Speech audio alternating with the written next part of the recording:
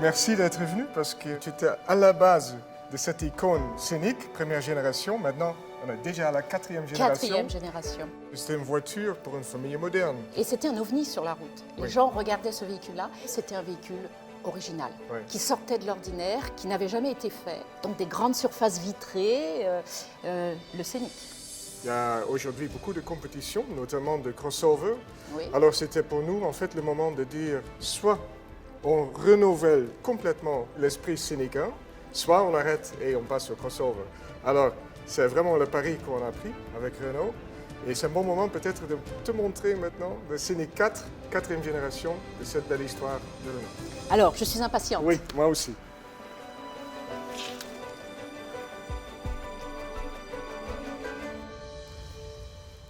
Alors, première impression, quelque chose qui était hérité du premier Scénic, c'était l'habitacle vitré. Oui, c'est ça. Une bulle de verre.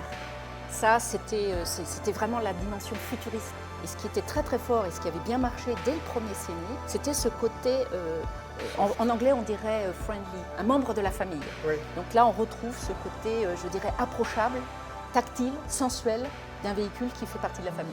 Je pense que tu as touché sur un truc qu'on a vraiment essayé d'aborder. Tu vois, il y a beaucoup de sensualité, beaucoup de shape, beaucoup de réflexion. Oui. En fait, elle est très très très fluide en plus. Et elle est musclée. Oui, parce qu'on a essayé de quand même rendre la voiture plus sexy, plus moderne, aussi une voiture dans laquelle tu veux être vu. Quand le premier Scénic est sorti, il s'exprimait vraiment comme un concept qui était l'habitacle, c'est-à-dire de l'intérieur vers l'extérieur. Mais on n'a pas perdu l'intelligence du concept scénique de base, parce que tu vois, presque 80% de la voiture est dédiée aux passagers. Oui, alors ça c'est ce que je vois directement, c'est les proportions. Proportions extraordinaires Ce qui joue un grand rôle pour nous, c'est les grands roues. En et fait, bien placées et par rapport à la placé caisse. dans la Ouais, coin. ouais. Et ça donne un empattement très long, ça veut dire qu'il y a beaucoup de place pour les passagers à l'intérieur. Ils sont très confortables, très hautes pour le style et la sécurité. Et Enfin, un rêve de designer. oui, en hein. fait, parce qu'il n'y a que de 20 pouces. Il n'y a pas de 19, Il n'y a pas le choix. de 18, il y a pas le choix. En Très fait, bien. Donc une architecture complètement optimisée par rapport à ça. ses proportions. ben, alors, passons à l'intérieur. Oui, parce que le Scénic, ça se vit de l'intérieur. Ok, alors, allons-y. Qu'est-ce qui a changé? Ça, c'est bouger la fameuse console. console. C'est le lien entre les parents et les enfants. Mais c'est symbolique, ce lien.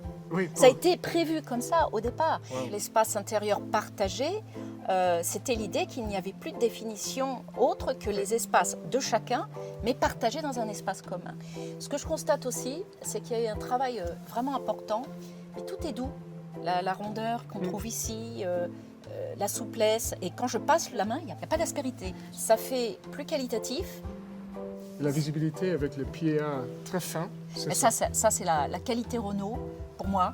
C'est la qualité qu'il y a dans le travail entre le designer et l'ingénieur, de façon à donner l'optimum pour la satisfaction de la personne qui conduit. Ce Scénic est complètement en phase avec la génération dans laquelle il s'inscrit, c'est-à-dire le XXIe siècle, la force du digital, l'hédonisme, mais aussi une introspection qui n'était pas le cas dans les années 90.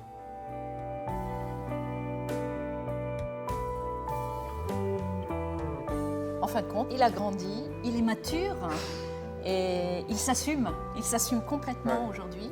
Et moi, je lui souhaite longue vie, j'espère qu'il y en a encore beaucoup d'autres. Oui, Je compte oui, sur toi. c'est que le début.